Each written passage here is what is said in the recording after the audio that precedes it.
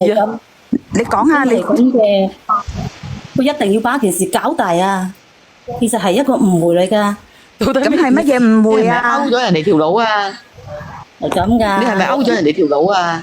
我同個機密咧，其實係同一個小區嘅隔離棟嘅，所以我啲感情係一直都係好好嘅，一齊去邊度玩啊，一齊都去一齊嘅。但而家嘅問題咧就係、我機密前段時間翻咗屋企啊，翻咗老家啊。咁然之後咧，跟住你就街處數字笑嘈數，你講啦，跟住就呃冇啊，咗人哋。冇鋪佬啊，乜嘢啊？我冇啊。我問你有冇勾佬，你就話冇咁你繼續講啊，之後發生乜嘢事？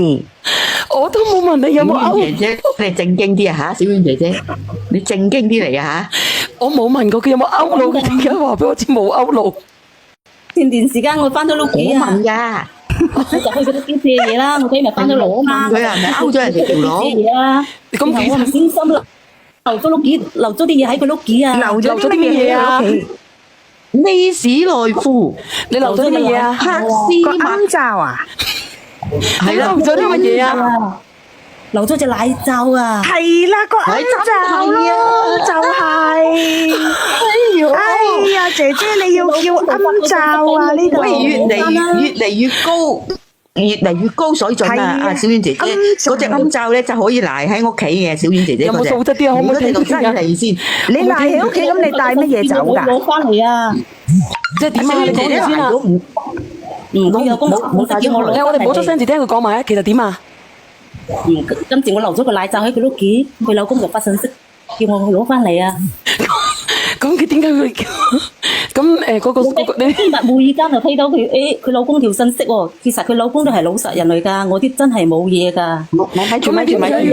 佢老公我想問個問題，姐姐你喺乜嘢嘅情況底下脱咗個暗罩會擺喺個閨蜜屋企嘅咧？個閨蜜仲翻咗鄉下，我想問你乜嘢嘅情況底下會咁樣？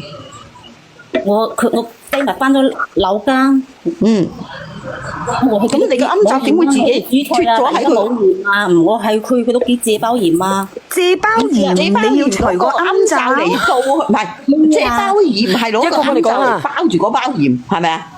嗰條繩甩咗啊，流咗出嚟啊！我都唔知個當時啊！點會甩咗出嚟咧？我戴咁耐啱罩，點你甩過出嚟？翻咗屋企嗱，小婉姐姐你好過分啊！你唔准笑㗎，小我唔袁。知道啊！認真佢老公唔講我都唔知道啊！即係有個頂唔順咯，再笑。認真啲，而家幫人哋解決問題嘛。唔係，我就係想知道乜嘢嘅情況底下個暗罩係可以脱喺嗰度嘅。係咯，你唔使攞張紙出嚟養啊！你你遮遮住個面啫，成日想。係啊，拉尾佢叫我發信息過嚟，叫我過去攞翻嚟啊！我個時候我結果的我即係自己都唔知道。衛生我覺得真係夠晒鹹啦，真係搞笑，鹽都唔使借啦，諗都諗唔到會咁樣留低個暗罩。你講，你繼續講埋佢先啦。睇下你講埋佢。你遮住你笑你。跟住我機密就睇到佢老公嘅手機嗰條短信咯。係佢就話一直都冇，當時都冇跟過巢咯，佢就一直都講心就唔講咯。其實我啲真係冇嘢㗎。但有一日咧，佢喺屋企咧，我又去佢屋企借嘢喎。點解你又係咁樣去人哋屋企咧？今次借乜嘢啊？借豉油啊？你又賴低啲乜嘢咧？係啊，冇錯啊，借豉油啊！我屋企一直都係即係話，有時啲嘢都冇備齊㗎。有時需要用嘅時候，自己屋企麗商長油丸就係佢哦，我知佢借咩嘢啦，小婉姐姐，佢想借條黑皮甘蔗。唔好啊！你問佢其實咩問題啫？人哋都話借豉油落去。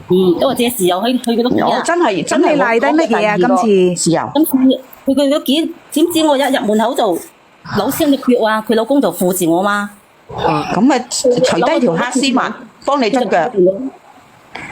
但佢老婆突然間又翻嚟喎。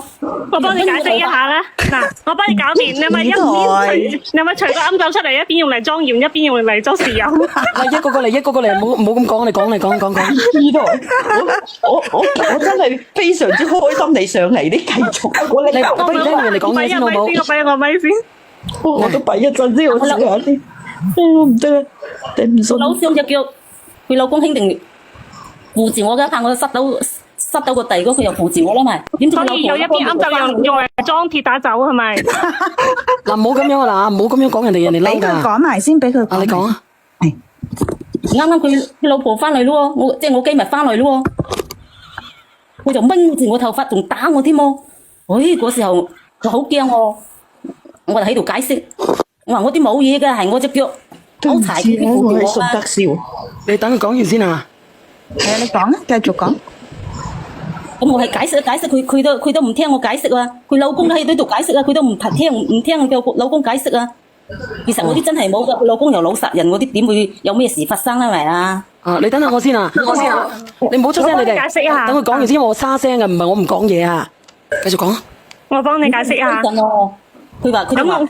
佢仲話講件事搞大佢喎。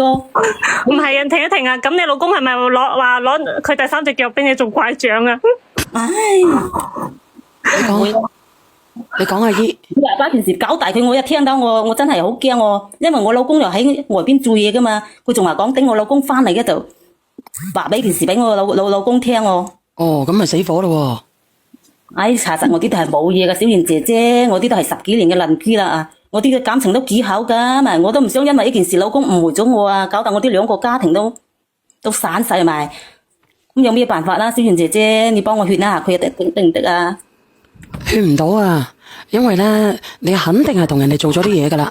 冇啊，我啲真係冇噶，當時個奶罩流咗，佢都幾係嗰條大鬆咗跌咗落，流咗佢幾都唔知啊！有乜可能啊，姐姐個暗罩有扣噶嘛？連戴個暗罩咩？你即係當我哋係咯冇戴嘅。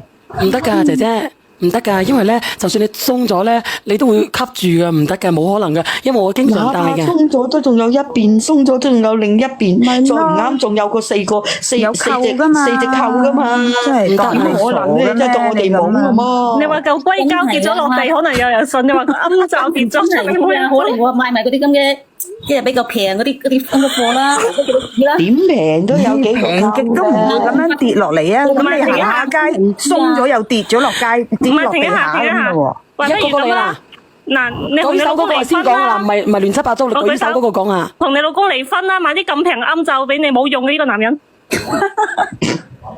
嗱，講嘢嗰時候話我要講嘢啊。我舉手。誒，我撇先啦，唔理得閒。我舉手。個閨蜜啊，個閨蜜，個暗罩邊個買俾你㗎？喺邊間店買㗎？你啲街邊貨咯。